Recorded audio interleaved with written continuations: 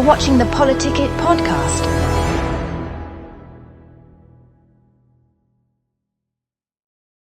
Good evening. Welcome to PoliticIt Podcast. I'm Senator John Johnson. We've got Rich Hyer with us tonight. Nice to have you here, Rich. It is really good to be here, Senator Johnson. Yeah. Appreciate the opportunity. Yeah, thanks for coming in. Let's talk a little bit about you to start with, okay? Where'd you grow up? Where'd you go to school? What? And then you can tell us what motivates you to become a county commissioner. Sure, you bet. I am the typical hometown boy. I was born in the park up on Harrison Boulevard. It was a hospital at the time. It was the D Hospital up between 24th and Capitol. I grew up in the north part of town. My dad worked for the DDO, and my mother worked for the sheriff. Oh, interesting. She was a deputy sheriff for all the years of Your mom was? My mother was. Oh, yeah. Interesting. An interesting little anecdote was she worked in the civil office, and she worked for Sheriff Hadley. And before she could retire, he said, "You have to go out and arrest somebody one time." So there was a drunk out on the municipal gardens out there, and she had to go make an arrest before he would let her retire. But other than that, she worked in the civil office. In the civil office. Uh-huh. So what did she do? She just managed paperwork, complaints, summonses, things of that nature. I was young enough to where I didn't know exactly what she did. I went in one day to her office, and there was about 50 marijuana plants all around her, and they just ran out of room to put the evidence, and so they just stored it in the civil office with her. So that was kind of fun. Well, I hope she didn't use it too much. I don't think she used it much. No, that was not my mother. Yeah. Well, that's something. So what motivates you to do what you're doing? And where did you go to school? Well, I like I said, I was raised on the north end of town, so I went to Horace Mann Elementary School, and very much enjoyed the teachers and the administration there in that school. They became close to me as a young person. I went to Highland Junior High and Ben Lomond High School. Oh. I was part of the Fighting Scots clan in high school. I participated a little bit in football in junior high, and then track in high school. I was never good, so I don't have any claim to fame, but it was something that I enjoyed. So I was a student of art and science. Those things really interested me. And in junior high school, my art class, I excelled at that class to the point where I completed the curriculum very early in the year. And my art teacher started giving me other projects to do, cutting stones. They had a lapidary in the back of the room, and so I spent a lot of time cutting stones. And then he said, "Well, you need to learn how to make some jewelry around that." And so it became a hobby, an obsessive hobby. I started to learn how to make Indian jewelry in high school with my teacher in high school. And matter of fact, that led to my career today of being a jeweler / goldsmith. Oh. And my wife and I started a business in the early 80s when the construction industry kind of had a little failing. And I needed a job. I was making cabinets prior to that. And people say, "Well, how did you come up with your career?" And I says, "Well, I'm still waiting to find out what it will be. I'm just doing my hobby. It's a hobby that got out of hand, is what it has boiled down to. But we've done that. Hung out with Shingle. So your wife works with you? She does. Yeah, she and I work together. We've every one of our kids has worked in the business for a time. We've had other family members that have come and worked. Once in a while we have a non-family member that works with us, but it's been a very successful career doing wholesale goldsmithing. Oh, goldsmithing. Yeah. That's interesting. How do you how did that come to be? Just because of you're working with stones and other things, and then you got into the gold side of it. And I did. When I finally found a girl that I liked a lot, I of course needed to make the wedding ring. I did intern in some businesses in Salt Lake. I worked for O.C. Tanner for a time. That was before I served a mission for the church. I worked there a little before and a little after. And so then, where'd you go on your mission? I went to Pennsylvania, Pittsburgh mission. Oh, interesting. Yeah, I served there. I was the first missionary to be called to the Pittsburgh mission. And I was around Steeltown, USA. It was a lot of fun back there. Yeah. Yeah, that was a good thing. Yeah, and so then after that, what happened then? Well, I came home, of course, and that's when I went to work in the cabinet business, and it was really enjoyable to do. I enjoyed that a lot. But then the in the early '80s there was the construction, it kind of fell off, right, because of the recession, and so I got laid off from Anderson Cabinet Shop, and my wife and I just decided, well, we better do something that we know, and that was a skill set that I had, and we just started on a shoestring, and there was a need for it in this area, and it just blossomed from there. Oh, that's great. Yeah, it was very nice. And so do you still do that then? We do. Yeah, we still do. And it's one of those occupations that a lot of people aren't going into. It's kind of like watchmaking. Right. There aren't a lot of watchmakers anymore. And it's the same with goldsmiths. There's not nearly as many as there once was. Yeah. So there's a lot of pressure to keep doing it, although at some point I'm going to do something different. Yeah. So Tell me about this run for what is it that motivated you to really move into? Well, I'm going to back up probably a little over 20 years ago. My neighbor was the Ogden City engineer, and he walked across the street and asked me if I would be interested in serving on the Ogden Planning Commission. And I said, well, what's that? And he explained to me it was just a body that makes recommendations to the city council and the mayor about land use. That was his whole explanation.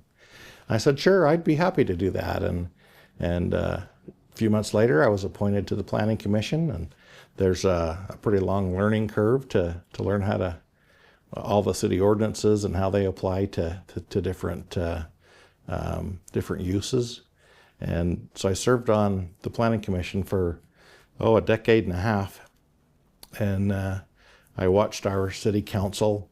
It was a pretty turbulent time for our city council, and between the mayor and some council members. And it was a little frustrating for me as a planning commissioner. We'd put a lot of work into some of the things we'd recommend.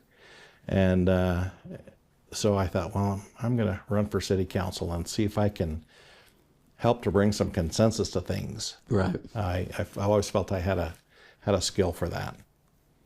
And so I ran.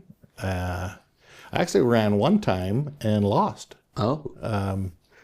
And then I got a church calling that kind of kept me busy doing other things for about 8 years, and then I ran again. Oh. And so I won that time, and I've been on the council since that time. And it's been really interesting work. I very much enjoyed interacting with citizens, hearing creative ideas for things, and kind of weighing all the opinions and coming up with the best things to serve our citizens and our city, to make our city better. So that brings me to now. Right. There has been, I'm going to say it's a somewhat strained relationship. I mean, the county and the city have to work together on a lot of things. Right. And there's been a little bit of a sense that the county wants to direct the cities to do what the county wishes they would do. Right. In other words, they don't partner as well as could be. That's one of the things that I thought was a problem. The other is the county's budget is very large. If you look at the counties that are near us along the Wasatch Front, we have a pretty large budget compared to the size of our county. Right. Our commissioners are the highest paid commissioners, which someone would say, well, you're just going after it for the money, but that's not the case. I see that there is some bloat and some opportunity to work for our citizens better by taking a really critical look at what we spend our money on in the county. I have promised right off the bat to take a 20% decrease in pay as a single commissioner. I think that's an example of what I'd like to see. Certainly I won't have the any authority over the other two commissioners, but I'm going to encourage them to do the same. And then we will need to do some benchmarking to see what is a reasonable pay for the leadership in the county. And that's just a starting point. The other thing is I've been very concerned. The sheriff ran a ballot initiative to increase the beds at the jail, to install a health wing to that, and a mobile court. All of those things I thought were brilliant. I thought this sheriff is on the ball, and so I stumped for him wherever I could. I put the signs up for that around my neighborhood, and I stumped for him at the city council. Of course, as you know, it failed. Right. But I was a little disappointed because it didn't feel like the commissioners were supporting that very much, and they may have had their reasons. They certainly know some things that I don't. Right. And I don't think I've ever been the smartest person in the room, which is why I ask a lot of questions. But I want to make sure that our sheriff's department has a solid budget, a stable budget, so that he doesn't have to feel like he's begging for money all the time. And so those are some of the main things. So it's the partnership, watching out for the sheriff, and I think just the overall bloat and things of that nature at the county. The people there are great. I love them all, and I want to make sure that they are well taken care of, as far as that they have a reasonable pay, that they have the benefits that suit a good family life. I think that's certainly people's most important thing, is their family. And so I want to make sure we support that. Very good. We're going to take a break, and we'll come right back. Sure. Thank you. Tired of media bias? Frustrated by political noise?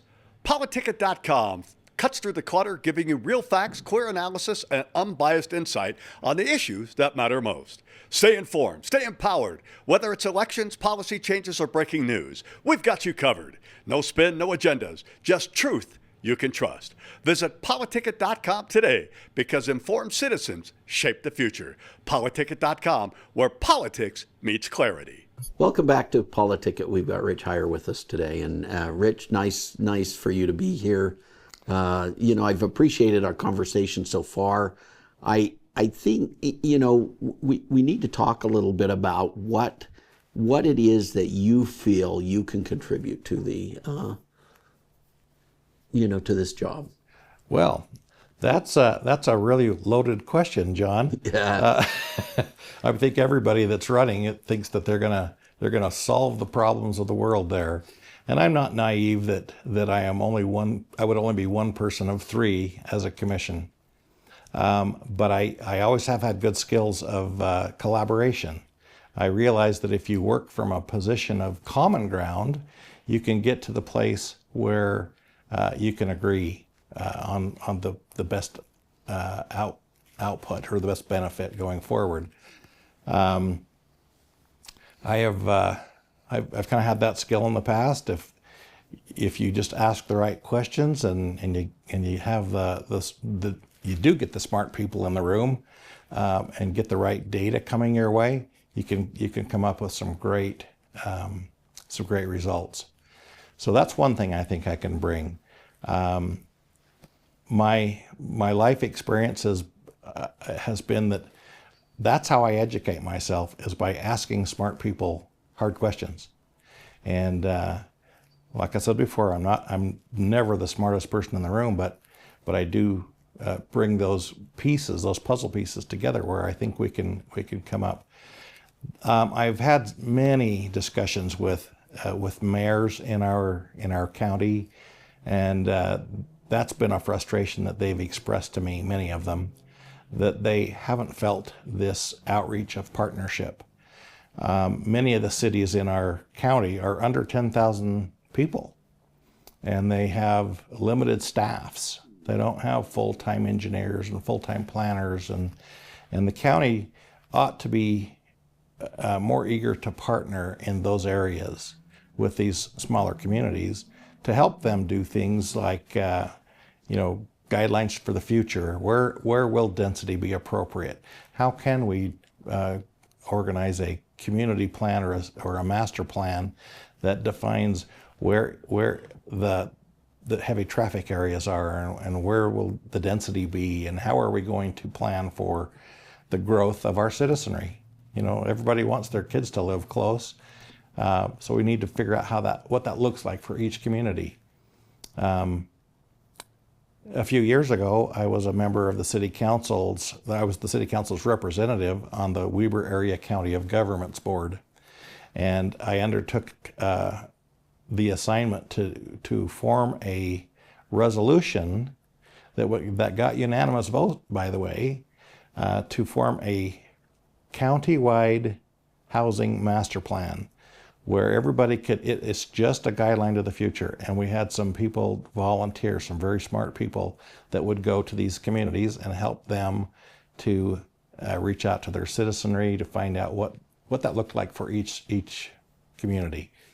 Every community, people live there because they like it there, and they don't want to have those things change. And so I think the county needs to be a better partner to help those cities define what that would look like for them. And you see that as a role that absolutely. the commissioner could play. Yeah, there was a few years ago, I'm also a member of the Central Weber Sewer Improvement Board, and there was some talk that was going on amongst the mayors. That's a board full of mayors, and they were very upset with what the county had done with respects to some land approval, some permits they'd given for some housing projects, because it was between a couple of cities that have minimum lot sizes in their master plan, and this did not meet either city's master plan, and they were pretty upset that the county would do this without without consulting them. And I kind of thought that was kind of rotten too. Right. So that was maybe one of the things that brought this resolution and got it a unanimous vote. So as a member of that housing committee, I started to work on that. But county employees did pretty much everything they could to kill that. So it never did get fulfilled in the way it was intended. So I kind of thought, well, maybe as a commissioner, I might be able to help that. All right. We do have to provide for the growth that is organic and natural that's happening all around us. It needs to be proactive and not just reactive. If we're reactive, it doesn't usually have a very good end. Right. And as you know, the legislature is very concerned about housing growth or about population growth. And if the cities don't do it, the state will. Yeah. And that will not, as a person that is local government, small government, I think we ought to be making those decisions. And we will only be able to do it if we do it proactively. So that's one of the things that I hope to help with. Right. Our county, it's important that we do grow in an economic way, so that we don't just become that poor county between Davis County and Box Elder. Right. So that's an interest of mine. Well, we're near the end, so let's have you look at that camera. Sure. And make a pitch. Well, I very much appreciate the opportunity to run. I salute everybody that puts themselves out there. I had no idea how stressful it might be when I undertook this, but I'm more engaged than ever to go ahead and move forward. I think I can provide a very good service to the citizens of this county.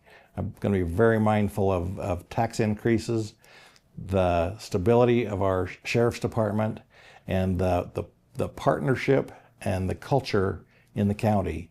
That's the things that I think I can really help with.